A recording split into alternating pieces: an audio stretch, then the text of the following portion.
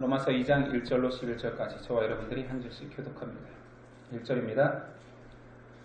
그러므로 남을 판단하는 사람아, 누구를 막론하고 내가 핑계하지 못할 것은 남을 판단하는 것으로 내가 너를 정죄함이니 판단하는 내가 같은 일을 행함이니라.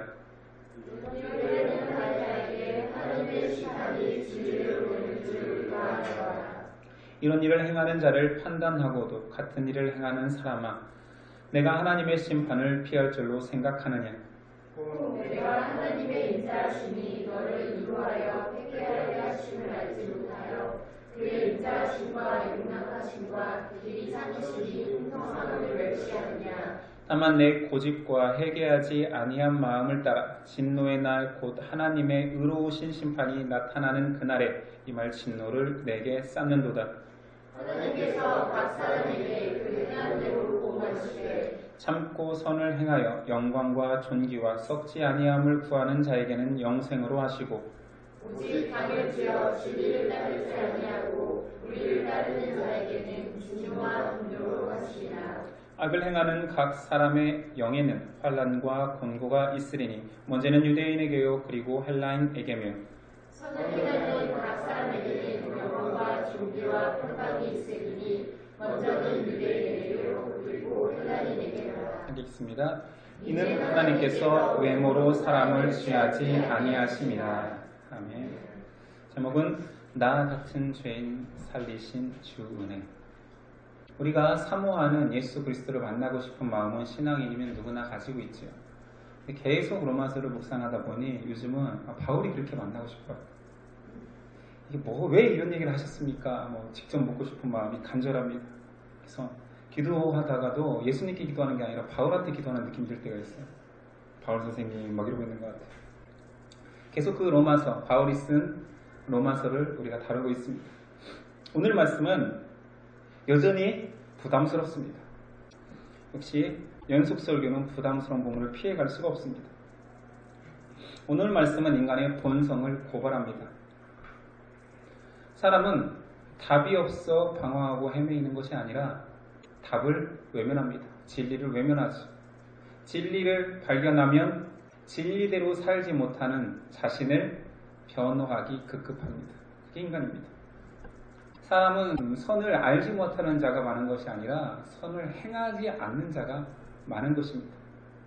선은 모두에게 있으나 그대로 살기를 원치 않습니다. 많은 사람들은 자신이 자신을 가장 잘 알 거라고 생각합니다. 내 인생의 주는 나고 나를 제일 잘 아는 사람은 나다라고 생각하는데 사람은 자신을 잘 모릅니다. 철학자들이 만든 가장 오래된 금언이 그래서 너 자신을 알라. 서양 철학의 기폭제가 된 금언이죠. 너 자신을 알라. 모른다는 얘기예요. 여기서부터 철학은 시작되었습니다. 너 자신을 알라. 많이 들어봤죠? 누가 한 말입니까? 저도 잘 모릅니다. 아테네의 정치인 솔론이 했다라는 사람도 있고 델포이의 여사제 파이모노의 여사제의 말이라는 사람도 있고 스파르타 정치인 킬론이라는 사람이 했다는 문헌도 있습니다. 델포이 신전에 7성인들을 불러서 한 말씀씩 해주십시오 했을 때 델포이 신전에 킬론이 이 얘기를 하긴 했어요. 아니다. 철학의 아버지격인 철학의 선구자인 탈레스의 금언이다라고 이제는 보편적으로 인정합니다. 탈레스는 BC 5,600년 전의 사람입니다. 자그마치 2,500~600년 전의 사람이니 몰라도 됩니다.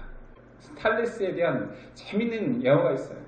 탈레스가 천지를 이해하고 싶어서 만물을 이해하고 싶어서 저녁에도 하늘만 보고 다녔대요.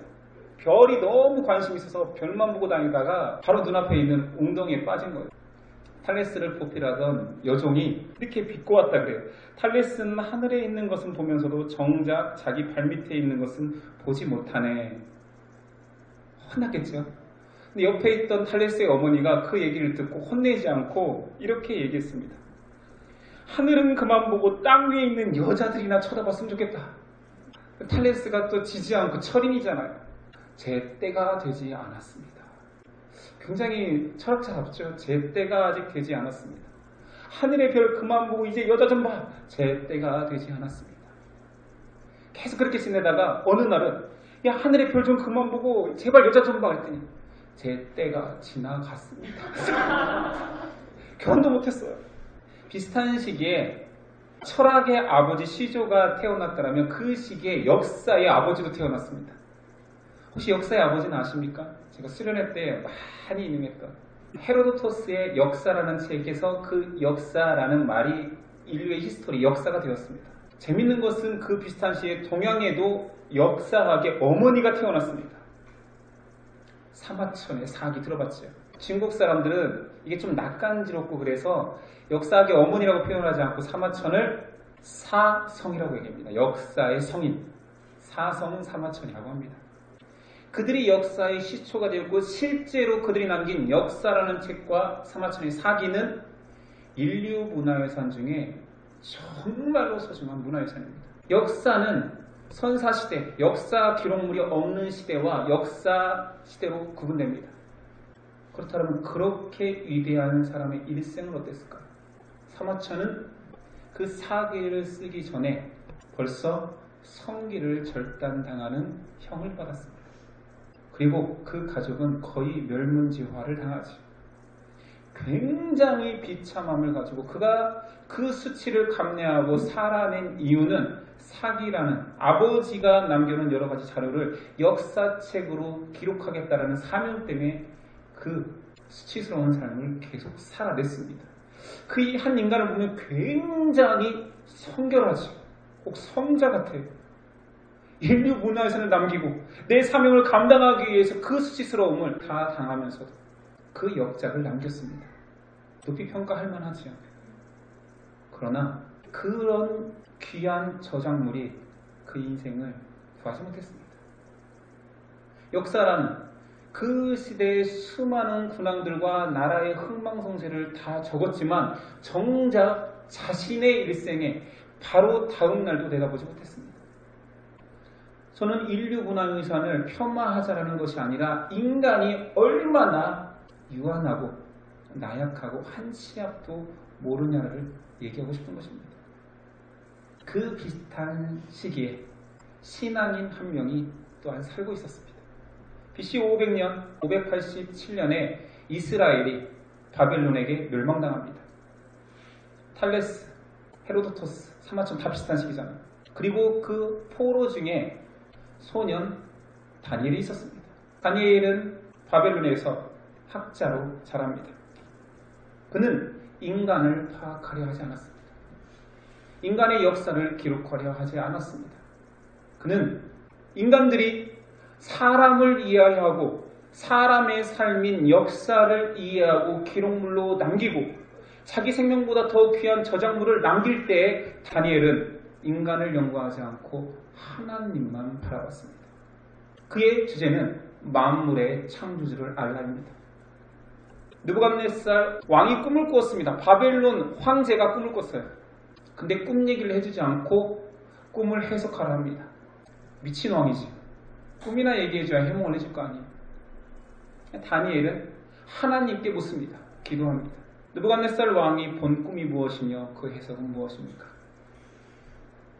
자신이 머리를 쥐어짜고 자신이 신비의 영역을 파고들 필요가 없습니다. 그냥 나를 만드신 하나님께 물으면 됩니다.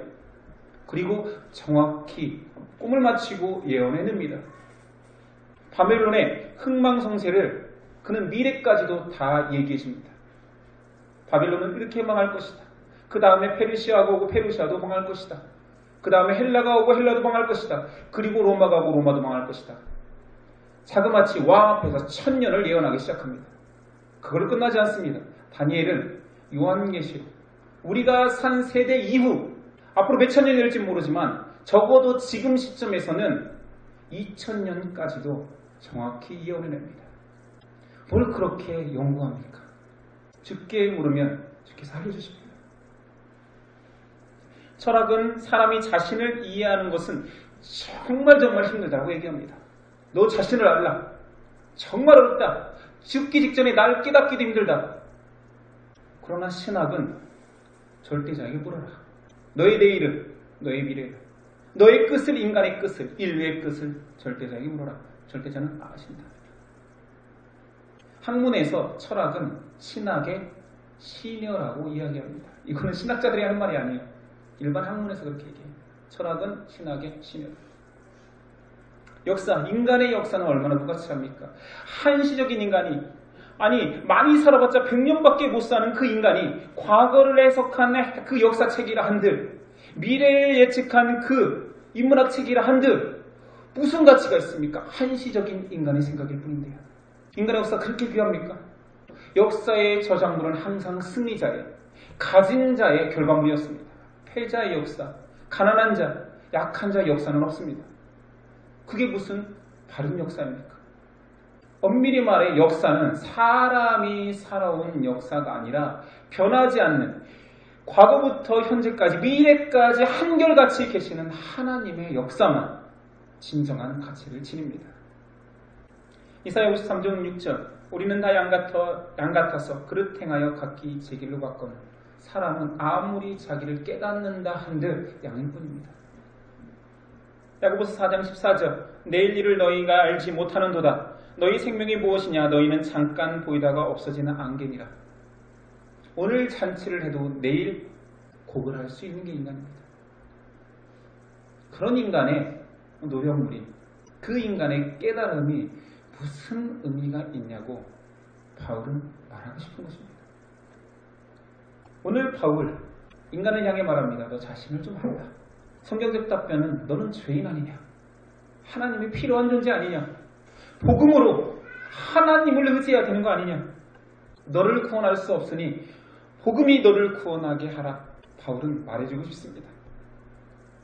복음은 지식이 아닙니다. 사람이 깨달아 봤자죠. 복음은 지식이 아니라 하나님 그 자체입니다.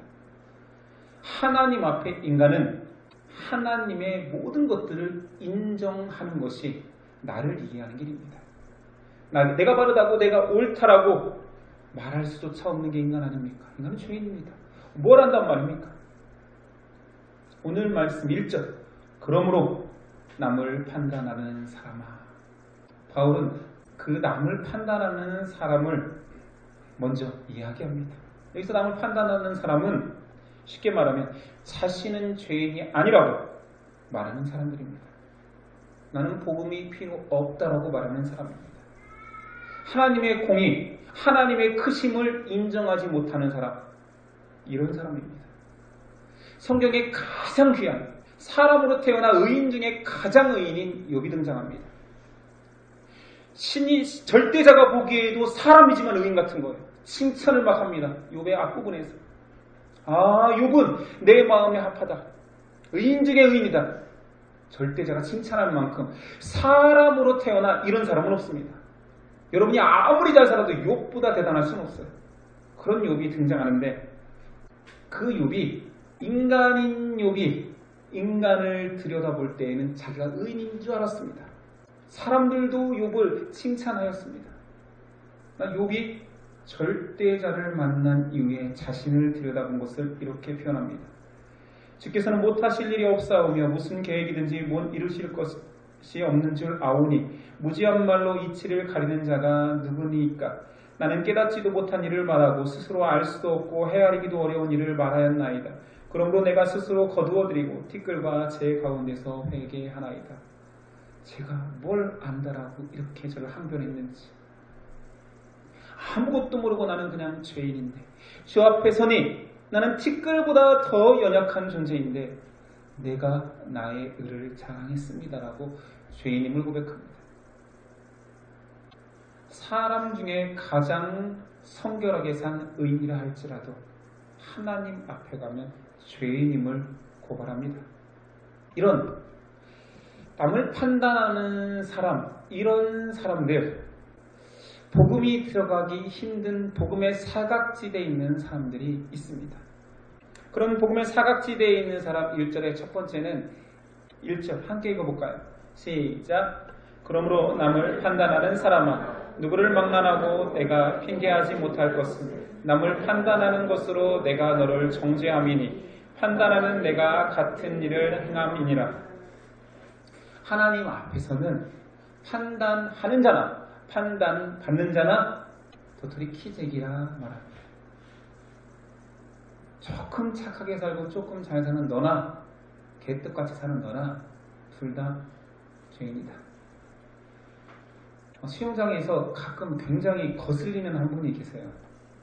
옷을 갈아입고 할 때마다 자주 저랑 비슷한 시간대에 강습을 받나 봐요.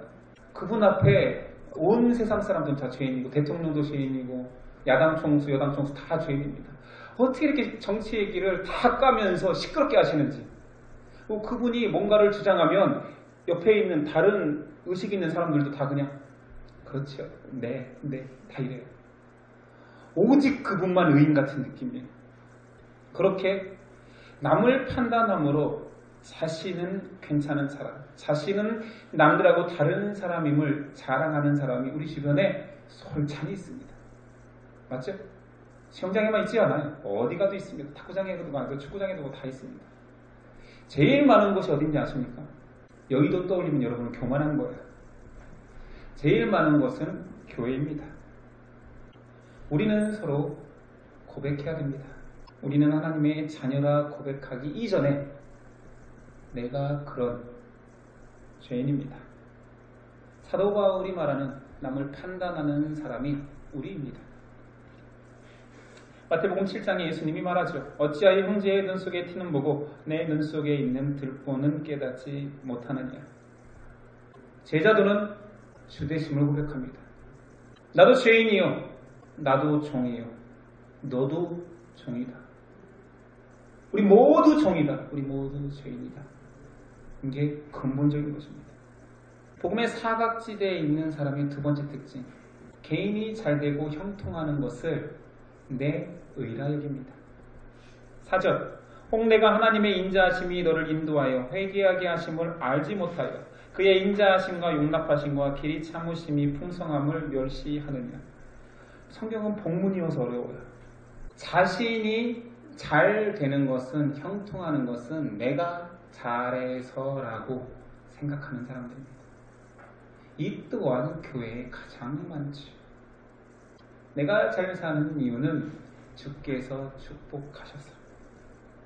그리고 못 사는 사람들에게 쉽게 조언합니다. 기도하면 주셔. 지가 언제 기도해서 받았다고? 정말 우리가 기도해서 받았습니까? 우리가 기도한 것들은 다 세속적인데, 기도한 대로 안 이루어지는 게 복인데, 힘든 사람들한테 우리는 앞에서는 위로하는 척하면서 뒤에서는 저 사람이 평소에 믿음 생활 그렇게 하더니만 그럴 줄 알았다. 내가 지금 잘 되는 것은 하나님은 나를 너무너무 이뻐한다. 나는 그럴만하다. 이것은 꼭 신자만 불신자만 그런 것이 아닙니다. 불신자도 똑같아요.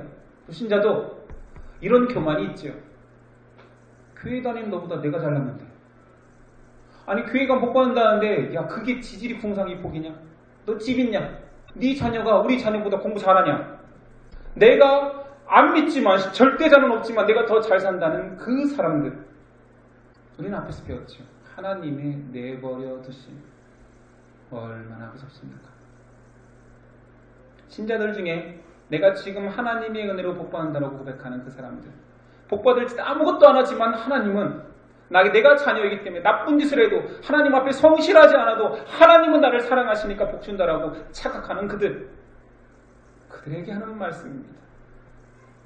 하나님의 인자하심과 용납하심과 길이 참으심은 복이 아니라 회개하라고 기다리시는 것입니다. 그것은 너무 큰 사랑이지. 복음의 사각지대에 있는 세 번째의 사람은 하나님의 심판을 두려워하지 않습니다. 5, 6절, 다만 내 고집과 회개하지 아니한 마음을 따라 진노의 날 곧 하나님의 의로우신 심판이 나타나는 그날에 임하실 진노를 내게 쌓는도다. 하나님께서 각 사람에게 그 행한 대로 보응하시되. 하나님은 보응하신 하나님입니다. 하나님은 우리에게 원수를 갚지 말라 하는데 하나님은 원수를 갚으십니다. 니네가 원수 갚으면 진리가 없는 너희는 불의하고 진리의 온전한 판단을 가진 내가 판단하는 것은 옳다 하십니다. 하나님만 진리입니다. 하나님은 심판의 자격을 지닌 유일한 존재이십니다. 우리는 계시록에서 하나님의 심판을 보았죠. 크고 두려운 날, 마지막 때의 하나님의 심판은 어마어마하게 무섭습니다. 우리는 로마서 1장에서도 진노의 하나님, 그 하나님이 셈하시는 날이 있다라고 보았습니다.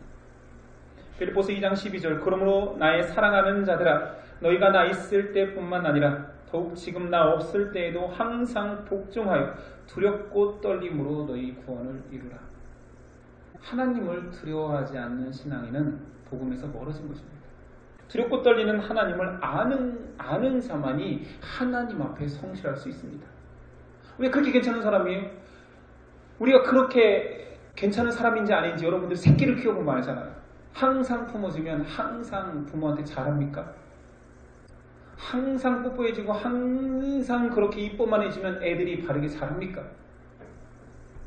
우리보다 더 착한 아이들도 망가지는데, 우리는 잘하기만 하고 우리에게 좋은 것만 주시는 하나님을 믿을 때 철저하게 타락합니다. 복음의 사각지대에 있는 네 번째 사람을 성경은 말합니다. 나는 선을 행한다 여기는 자. 7절, 참고 선을 행하여 영광과 존귀와 썩지 아니함을 구하는 자에게는 영생으로 하시고. 이상하게 선을 행하는 자에게 영생으로 하시고, 선을 행하는 자가 있다라는 것 같은데 말씀을 잘 보면 영광과 존귀와 썩지 아니함을 구하는, 이 모든 것들은 영광과 존귀와 썩지 아니하는 것을 구하는 것은 하나님께만 하는 것입니다. 인간이 선하게 산다라고 해서 이런 것들, 영광스러운 것도 없고 존귀한 것도 없고 썩지 아니할 것도 없습니다.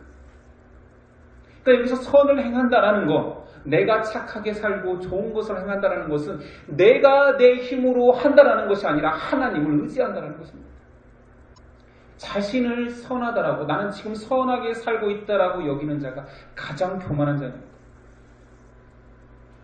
교만은 절대자 앞에서의 태도를 말합니다. 그러니까 우리가 알고 있는 일반적인 교만, 굉장히 잘난 사람이 못난 척, 장동건이 자기는 못생겼다라고 여기는 그런 거, 뭐 망언이라고 그런 표현을 쓰더라고요. 정말 귀한 일을 하고 안 한 척, 제가 한 게 아닙니다. 왼손이 하는 일을 오른손이 모르게 합니다. 제가 한 게 아닙니다. 아닙니다. 걸렸잖아. 지금 걸렸잖아. 제가 했다고. 안 했다고 하면 더 의로워지기만 하잖아. 아이 걸렸네. 이러면 되잖아요. 정말 가치 있는 것이 있는데 없는 척. 이게 겸손입니까? 잘 생각해 보세요. 우리가 여기는 겸손은 그런 식이에요. 외형적인 겸손. 있는 사람은 있다고 하십시오. 잘난 사람은 잘났다고 하세요. 겸손, 교만은 절대자를 대하는 인간의 태도입니다. 주님께 성실하지 않고 주님을 잘 섬기지 않으면서 저는 겸손합니다. 저는 사람들에게 공손히 대합니다. 저는 양보도 잘합니다. 그냥 인간다운 거지. 그걸 저는 겸손하다고 여기지는 않습니다. 그런 의미에서 잘 믿는 자가 가장 겸손합니다.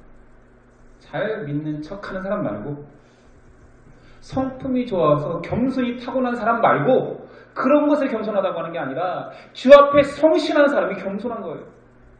바울이 말하는 복음의 사각지대에 있는 자는 로마서 3장 10절에서 12절에 이렇게 말합니다. 기록된 바 의인은 없나니 하나도 없으며 깨닫는 자도 없고 하나님을 찾는 자도 없고 다 치우쳐 함께 무익하게 되고 선을 행하는 자도 없나니 하나도 없도다. 사람은 선하지 않다. 복음은 선과 악을 구분하는 지식이 아니라 인간을 선으로, 절대자이신 하나님으로 인도하는 힘입니다. 복음은 선과 악을 택할 수 있는 사람의 의지를 주는 것이 아니라 그냥 하나님 앞으로 나갈 의지를 주는 것입니다.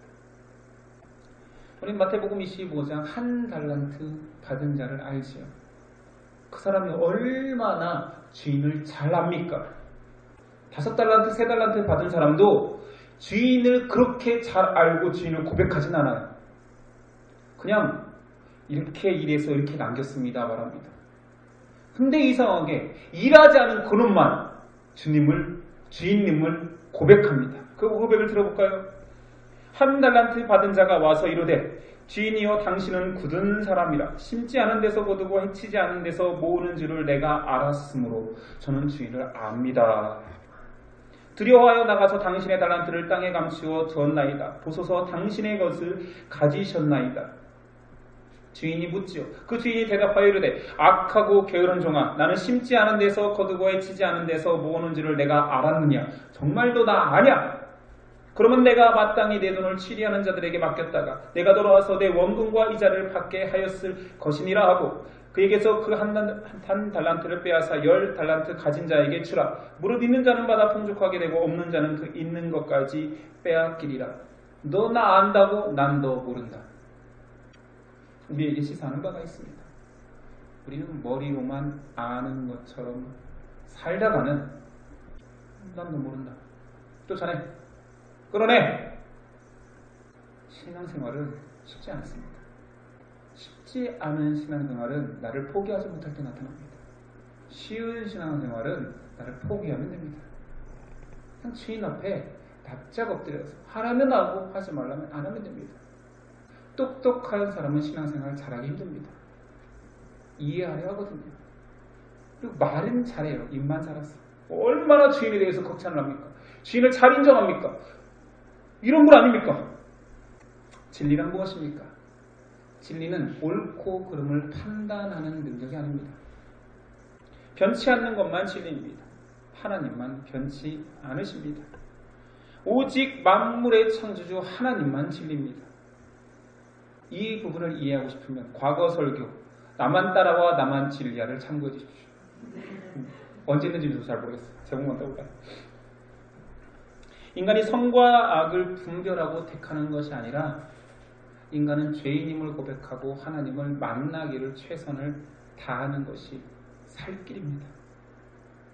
인간은 내 역사를 써나가는 것이 아니라 역사의 주체이신 하나님께 속하여서 하나님의 역사에 내가 동참하는 것입니다.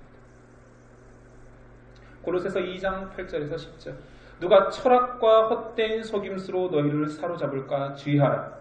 이것은 사람의 전통과 세상의 초등 학문을 따름이요 그리스도를 따름이 아니니라. 그 안에는 신성의 모든 충만이 육체로 거하시고 너희도 그 안에서 충만하였으니 그는 모든 통치자와 권세의 머리시라.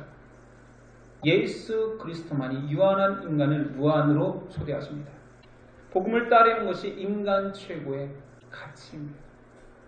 오늘 바울은 오직 주만, 오직 하나님만 할 수만 있다면 나는 모두 사라지고 나의 모든 것을 동원하여서 오직 주만, 내 시간, 내 가치, 내 모든 것들이 오직 주만. 나는 죄인이요 무가치한 자입니다. 세상은 계속 네가 가치 있지 않느냐. 사람은 가치 있다. 사람은 행복해질 수 있는 신적 능력이 너희 안에 있다. 그것을 발견하라, 발견하라 말합니다. 주의 제자된 사람의 가치, 우리는 그 가치를 세상보다 더 크게 여기죠. 우린 제자니까 가치 있다고 느끼잖아요. 그것은 제자로 살아가는 내 의와 내 열심이 가치 있는 것이 아니라 그 가치 있는 주님과 함께 거하기를 원하기 때문에 가치 있어지는 것입니다. 그 가치는 내 것이 아니라 하나님 것인데 하나님이 내가 하나님께 딱 붙어있기 때문에 그냥 얻어지는 가치입니다. 나다나엘 호손의 좋은 글씨 다 아는 내용일 테니까 한 여인이 간음하여서 어덜트리, 간음이라는 상징의 글자를 평생 겉옷에 새기고 다닙니다.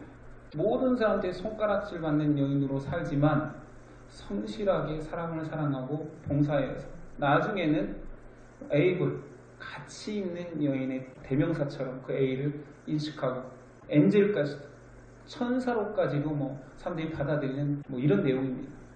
그러나 그 죄가 사라집니까? 물론 그 소설의 주제는 그런 게 아닙니다. 우리는 그 이미지를 가져오자 하는 거예요. 우리 에이블 천사, 엔젤과 같은 신분을 가진 것은 주께서 그 보혈의 피값으로 사셨기 때문이지 우리가 같이 있어진 건 아니에요. 우린 여전히 어덜트리입니다. 죄인이에요. 9절에서 10절 악을 행하는 각 사람 너의 열심으로 행하는 그 열심의 영에는 환난과 공고가 있다. 유대인도 헬라인도 세상 모든 사람도 다 그냥 네 열심으로 뭔가를 이루는 모든 사람들은 환난과 공고가 있다. 10절 선을 행하는 각 사람 절대자를 위하여 선이신 하나님을 의지하는 그에게는 영광과 존귀와 평강이 있다. 헬라인도 유대인도 전 세계 사람들과 하나님만 의지하면 이거 있다. 11절 이는 하나님께서 외모로 사람을 취하지 아니하심이라. 여기서 외모는 선한 사람 악한 사람 하나님 앞에서는 없다. 이쁜 놈 미운 놈 없다. 하나님을 의지하는 그만 하나님은 귀히 여긴다. 우리는 주만 바라봐야 됩니다. 겸손해야 됩니다. 우리가 죄인임을 항상 고백하면서 갖는 주와 함께하는 자부심을 갖는 거지. 나의 교만이 머리를 들 때 나 죄인인데 나 같은 죄인을 살리신 주님의 은혜가 귀한 거지 나는 여전히 죄인인데 그 놀라운 은혜 어메이징 그레이스를 항상 우리는 기억해야 됩니다. 여러분 죄인이라고 느끼십니까? 여러분 성경 보면서도 죄인이라고 느끼십니까? 아니면 성경 보니까 숙제했다. 이제 나는 착한 사람이다. 나는 이제 귀하다. 성경 봤으니 주께서 주실 복이 있다. 성경 받고 기도했으니 오늘은 하나님이 역사하셔야 된다. 누군가가 누군가를 정죄하고 싶을 때 저렇게 살면 안 되는데 나는 그렇게 안 사는데 어메이징 그레이스 나는 죄인이고 그도 죄인이고 그러나 나는 다행히도 너무너무 감사하게도 붙잡아 주시고 사해 주셨구나. 누군가가 미워질 때 저 사람은 미운 짓을 하니까 미웠지. 나는 설사 미운 짓을 해도 주께서 나를 자녀 삼아 주셨으니 괜찮겠지. 자, 우리 확실히 규정하고 갑시다. 여러분 안 이뻐요. 저도 안 이쁩니다. 여러분 진짜 못났어요. 저도 못났습니다. 우리 죄인이에요. 우리 정말 더러운 죄인입니다. 그걸 좀 알고 삽시다. 잘난 것처럼 남들보다 나은 것처럼 착각하지 마십시오. 남들보다 더 교만하고 더 나쁘지 않습니까? 우리가 더 냄새나지 않습니까? 내가 그렇게 죄 많고 미울 때에도 예수님은 나를 사랑하고 날 위해 죽어줬습니다. 우리가 누구를 정죄한단 말입니까? 우리가 누구를 미워할 권한이 있습니까? 우리는 다만 그 놀라운 어메이징한 하나님의 은혜를 받은 자로서 겸손히 주를 따를 뿐입니다. 기도하겠습니다. 주님 죄송합니다. 죄인이 의인처럼 의인 행세하며 살았던 저희를 돌아봅니다. 믿는다 믿지 않는다, 교회 다닌다 교회 다니지 않는다, 교회를 열심히 다닌다 열심히 다니지 않는다라는 정말 인간적인 잣대로 나를 귀히 여기고 수많은 사람들을 귀히 여기지 않았습니다. 똑같은 죄인이요 그런 우리가 예수님의 한량없는 은혜 앞에 죄짓음을 얻었으니 무엇을 자랑한단 말입니까? 겸손히 주님만 바라나이다. 내 입을 열어 내 안에 있는 것, 내가 가진 손에 있는 것을 무엇을 자랑한단 말입니까? 주 안에 복음만 자랑할 뿐입니다. 한터럭도 내가 무엇을 희게 한단 말입니까? 보혈만 나의 모든 더러운 죄를 깨끗게 합니다. 하나님 그 믿음을, 그 겸손을 날마다 울며 회개할 수밖에 없는 죄인임을 고백하는 저희 예심이 되기를 원합니다. 우리 많이 가진 자 행세하였습니다. 우리 많이 안다 하였습니다. 더 겸손하게, 더 낮추고, 더 섬기기 위하여서, 더 사랑하기 위하여서 애쓰는 저희로 바꿔주시옵소서. 사랑하기 힘든 사람들을 사랑하라 하실 것입니다. 내 의지로, 내 심정으로는 그들을 품지 못할 것입니다. 그러나 그들보다 더 악한 우리를 예수님 사랑하여 주셨사오니 우리도 그들을 사랑하게 하옵소서. 예수님의 이름으로 기도드립니다. 아멘.